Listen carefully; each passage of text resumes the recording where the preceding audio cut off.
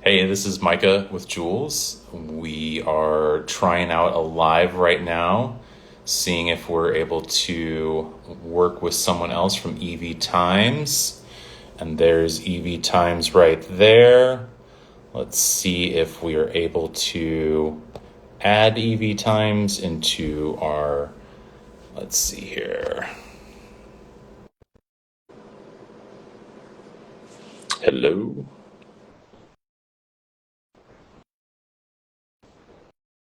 Hi there. Can you hear me okay?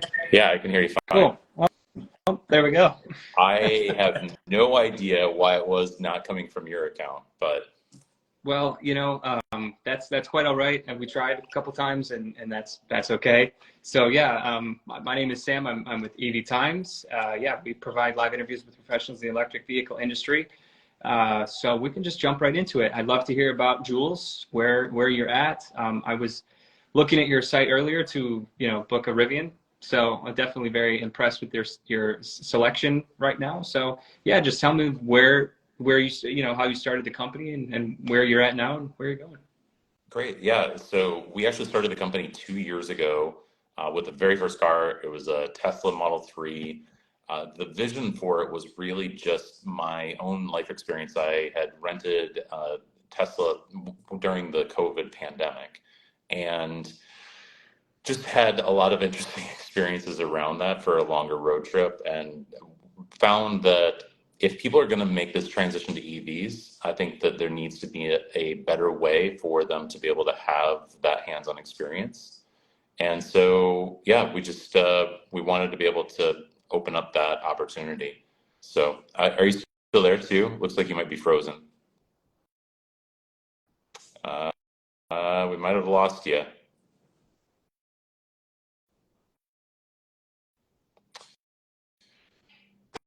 Let's see here.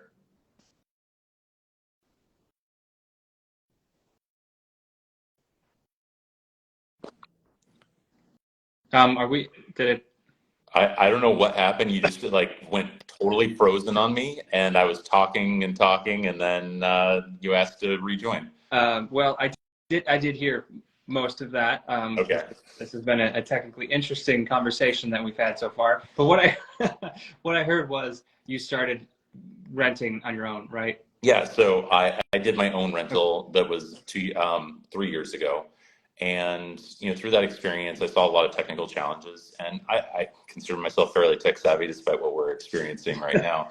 And some of the challenges that I ran into just being able to drive a Tesla long range was to be able to, where do you find the charging? How do you charge? I had an issue where the Tesla had to do a soft reset, so anybody that might be more technically inclined, where you're holding down the pinwheels on the steering wheel, and I'm thinking to myself, you know, I put myself in the shoes of my aunt, for example, and she's in her late 60s, early 70s, and so you kind of think about that experience, and I think we're frozen again.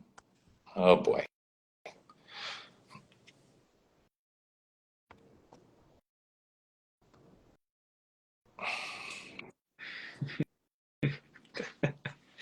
Well, Instagram there's doesn't like us. Apparently, they're anti-EV something going today. on here. Uh, but anyway, let's go as far as we can, Yeah. and if it happens again, we'll try a different way All here. right. Okay? Yeah. I mean, I don't know if you do YouTube lives or anything like that, but Sure, we can. I tend to have better luck with not Okay, Instagram. So just sure. as an FYI. But yeah, I mean, we just really wanted to create an experience for everyday users to feel more comfortable driving behind an EV. Usually with rental cars, that's your first opportunity to be exposed to something. We've gotten a lot of renters in New York, LA, Chicago, the three different cities that we're operating in, where they want to try out the EV before they buy it. And there isn't a lot of opportunity to be able to kind of a drive before you buy type of scenario. And so we're trying to give people access to that, but also give them like that full user owner experience where they get to be able to use the Tesla app, the Rivian app, the Mercedes app, and they can actually see like would it be like if I'm the owner of this vehicle. We've worked with the OEMs in order to be able to do distribution of shared access. If you hear anything about like what Hertz does, it's just very much here's the key card and there's no app access, and it's just very limited in terms of what you're able to do with that. And I think for anyone who is a EV enthusiast, a Tesla enthusiast, they kind of find it frustrating how Hertz and some of the other traditional car rental companies actually limit what you're able to do with the vehicles. So we're trying to give a much more full-fledged experience. We want to have a diverse group of EVs. As you mentioned, we have Rivian, we have Mercedes and BMW and Polestar, and we're actually getting our first Fisker here in 2 weeks. We were part of the Fisker Ocean One, like that first 5,000 orders. And so we are getting one of those. It's actually at the port over in New Jersey. So that's super exciting. Looking forward to having that in our fleet and seeing what that looks like too. But, we're enthusiasts because we want to see this diversity of EVs actually get deployed and have people have unique experiences around that and find out what does it mean to have this transition to EVs for all of us. And supporting guests as best as we can. We're not perfect. We are human. And so please bear with us as we try to support you finding where the closest EV charging station is or when you run into technical issues. We had one last night where the Tesla suspension, it was working fine, The vehicle got brought back, and all of a sudden the suspension went out on the Model X. And we didn't have a comparable Model X that we could hand over to the guest. And then, of course, she was very frustrated. It's like, I can only do what is within our control. So trying to be able to manage customer expectations and do the best that you can with the vehicle fleet that we have. And plus, it's a holiday weekend, so we've been sold out too, which makes it a little bit more challenging to try to find replacement vehicles if you have a technical problem. So Right. So yeah, I mean, customer experience is paramount. It sounds like for you, and I really appreciate that because yes, I'm sure like a lot of people have shared that frustration too. So you mentioned New York, Chicago, LA. What was the other? Where are the major markets that you're in now? yeah, those are the three major markets, and the three biggest cities in the U.S. So Sure. we certainly are looking at other cities too. We want to make sure we're doing this right, though. New York is a challenging market for a lot of different reasons. It's very densely packed in. There aren't as many chargers given the heavily populated areas that we're in. So kind of guiding people how they charge vehicles around the city. We're fortunate that a lot of people who are renting, they do want to get out of the city. So they tend to want to charge further away. Maybe they're going to a second home, they're staying at a hotel. Just finding different partnerships and opportunities that allow us to be able to expand the access to the vehicles and the charging networks. But, we started this really as an enthusiastic effort to make sure that people feel comfortable getting behind the wheel of an EV, whether that is a Tesla or any other EV that's out there. Teslas do dominate our fleet just by the nature of they're the most popular car. They're the ones people are most familiar with. But we've definitely gotten a lot of interest around the Rivians. We've got 6 of them now in our fleet. And we should be up to 10 by the end of this year. So that's, decent number. And Rivian's worked out a really nice deal with us that every time that we buy an R1S, we also get an R1T. Not for free. We have to pay for both of them, just to be clear. But okay. But basically, since the R1Ss are in much higher demand, they're trying to have us take both. And we've been surprised at how popular the R1T has even been. A lot of people, even in New York and Chicago, have been very interested in running the R1T for a variety of different reasons, hauling stuff, moving stuff. So, we've found a level of enthusiasm regardless of which vehicle we're renting out to. Mm-hmm. And it's so important. I'm sure you know this already, but people have to have options, if they want to see what the different experiences are like and what they like. Yep. Right. Yeah. And the interface, my background is in IT and I worked for Apple for many years, and I was very used to, whether it was like jumping from iOS to Android, Windows to Mac OS, being in these different platforms and different user interfaces that you're interacting with your computer with. But now all of a sudden extrapolate that into car interfaces, and every single interface is different. Mm-hmm. And these are essentially computers on wheels. Like, that is the thing that I constantly refer back to, is that they're computers on wheels. And I find it's very challenging for, a lot of people that maybe not as tech savvy. And even as someone that is tech savvy, just navigating a UI, because it's not laid out the same way, can have a lot of challenges. And so I find that we need to have people in our team who have at least some level of expertise around, how to guide a customer. Like if they have a troubleshooting issue, or they need to find something or a certain feature or functionality that they're looking for, how do we support our guests in a way that makes us the experts for each of these vehicles? Teslas, I feel like we've gotten that down pretty well, just because again, it's the largest number of vehicles in our fleet.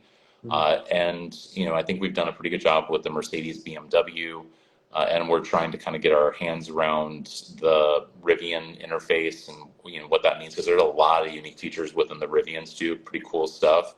So yeah, I mean, it's just trying to overcome some of those technical knowledge gaps. And it's not like, in the world of IT, you think about, you have certifications just around knowing the software. Like forget about like I can do a repair on a car and all of that.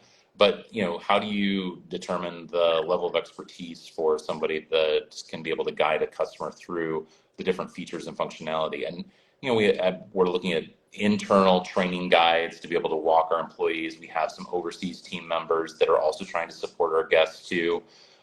How do we make sure that they're trained up so they feel comfortable being able to talk about some of the technical features of the vehicle and support the guests when they're on the road?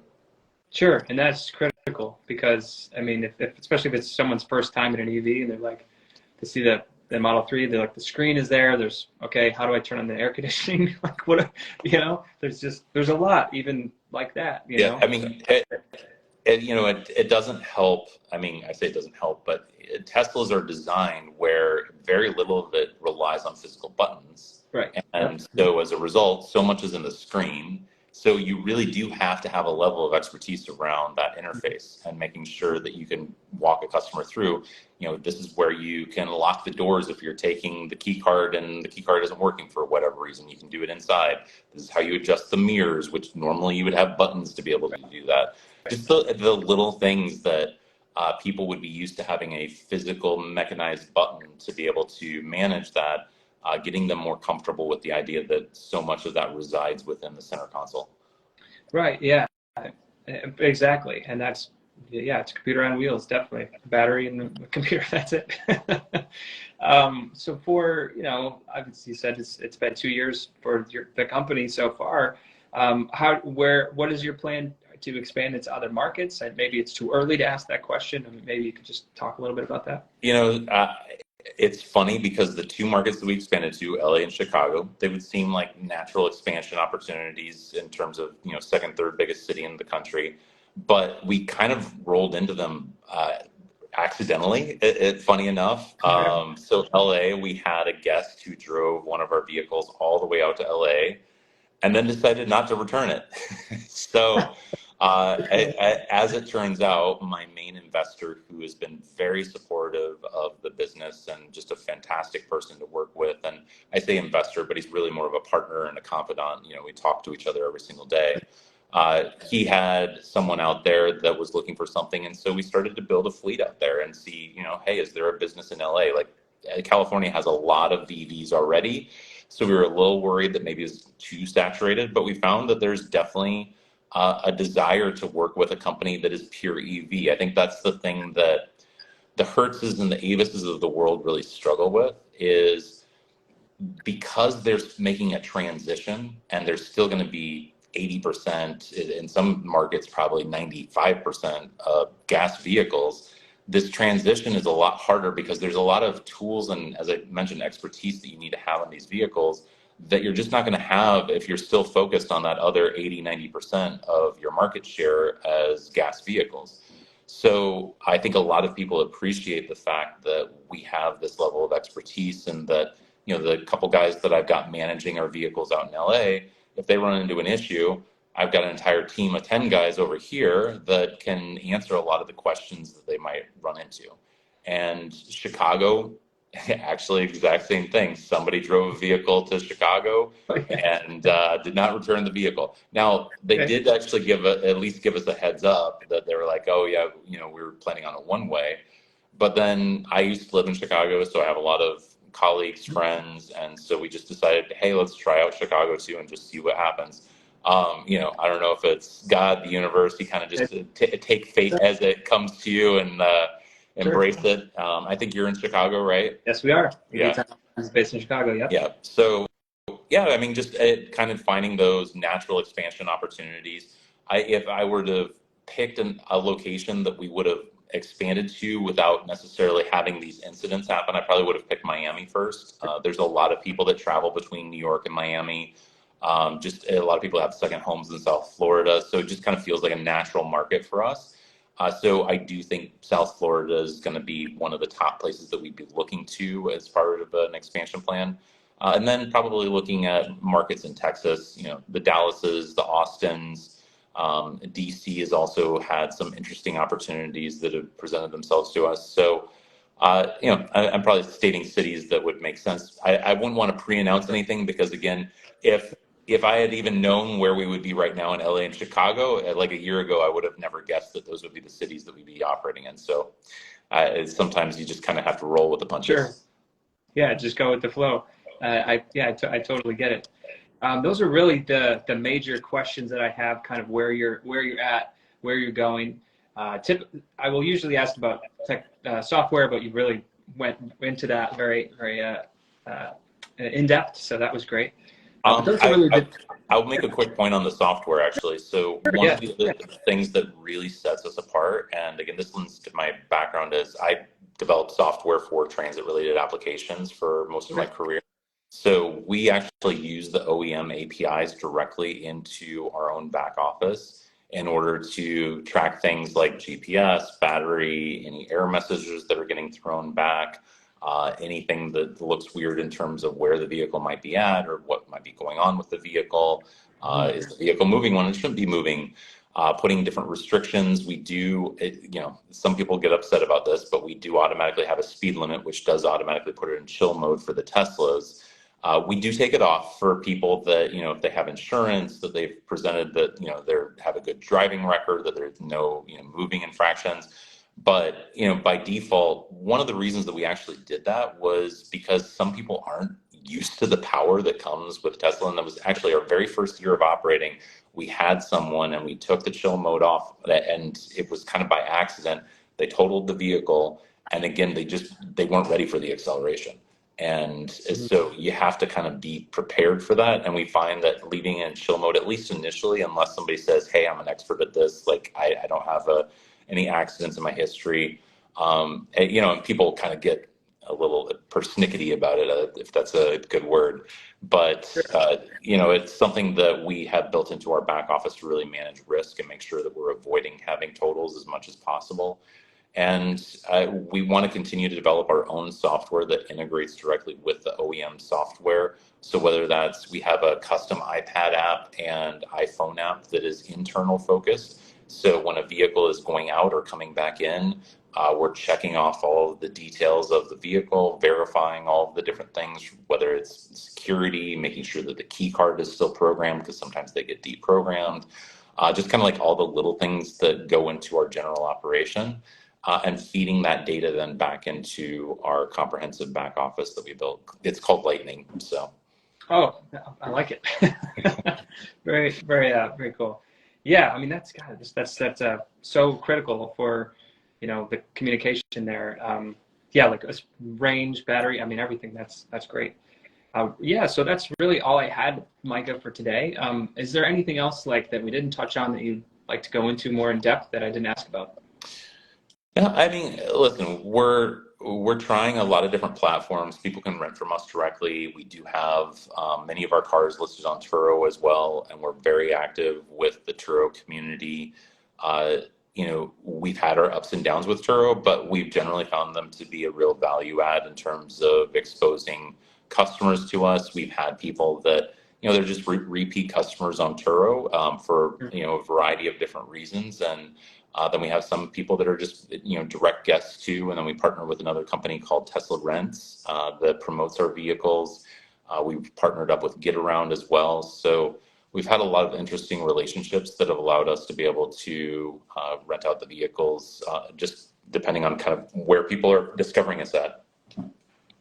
Well, awesome. Well, all technical challenges aside. It seems like we're good now. I don't know what was going on before. The gremlins seem to have been worked out. So well, I've never I've never seen that happen before. That was very unusual. But anyway, all the technical things aside, I really enjoyed our talk, and thank you for taking the time to kind of get on with me and talk. So I appreciate it.